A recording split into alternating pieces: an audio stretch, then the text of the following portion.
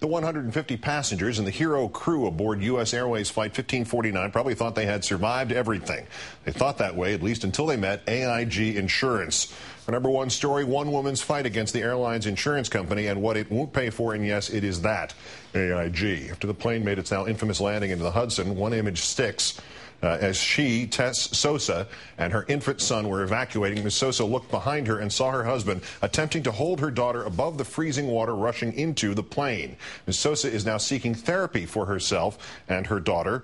The U.S. Airways people say the airline issued each passenger a $5,000 check, pointed out that it had no legal obligation to do so. Enter the insurer for U.S. Airways, AIG, the American International Group, the same failed insurance giant, given $170 billion of taxpayer bailout money.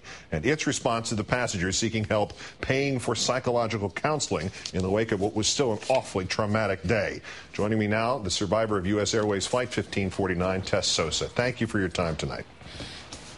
Thank you. You and your family still obviously would feel trauma from that afternoon. You'd be probably unusual if you did not.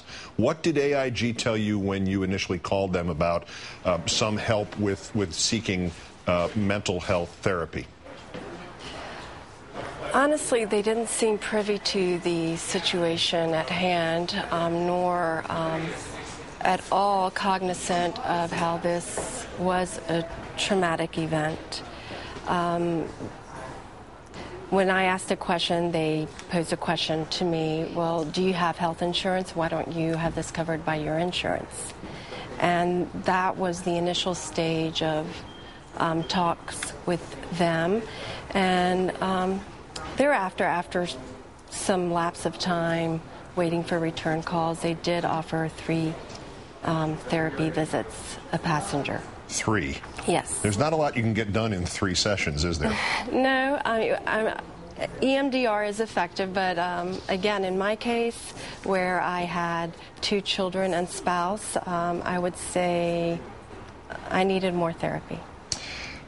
Do you think that this hasn't gotten more attention, or that AIG thought they could do this because things actually turned out so well in terms of the outcome here? I mean, people see this as a miracle and happy ending, and everybody lived, and there were no serious, or at least there were no life-threatening injuries. If there had been something like that, if there had been 90% survivor rate or something, do you think there'd be a more sympathetic ear from the insurance company, or more of an outrage from the public if they heard of your story? I'm sorry, repeat that? Well, do you think that because there were so many survivors, the trauma is not evident to people? It's not evident to the insurance company. It's not evident to the public of what you went through? I think a lot of the public are empathetic to what's happened to us, but then there are people who don't understand. I think unless you've survived a plane crash, our case is a rarity, so no one can really assess exactly how traumatic it was for all of us. I assure you, we have a group, and a lot of the passengers on the flight were business travelers, and they're traveling as we speak, and all of them are going through difficulties. My family and I have not flown as of yet, but yes, there is a sense of this was not, there were no casualties, no injuries, so be happy that you walked away. But I think the main point here is, yes, it was traumatic. Yes, it was a miracle. As far as AIG is concerned, I don't think it's a smart move that they don't treat this as a special case in terms of it's a historic event. Let's protect this event and its people, the people that were in it. I think that would have been a very smart move for AIG.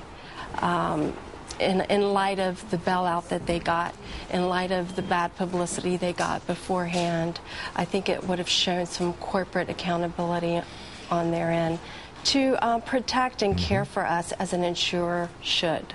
Could have turned it around and made made it a big event, and everybody could have been smiling, and there would have been nice pictures. And it wouldn't have taken much. It would have taken a few phone calls. Yes, we'll pay for your therapy. How can we help you? Exactly. And also, I just want to add that they continue to change their contact person, which stalled the claims, and it made the passengers feel like we weren't really cared about. I can understand how you feel that way.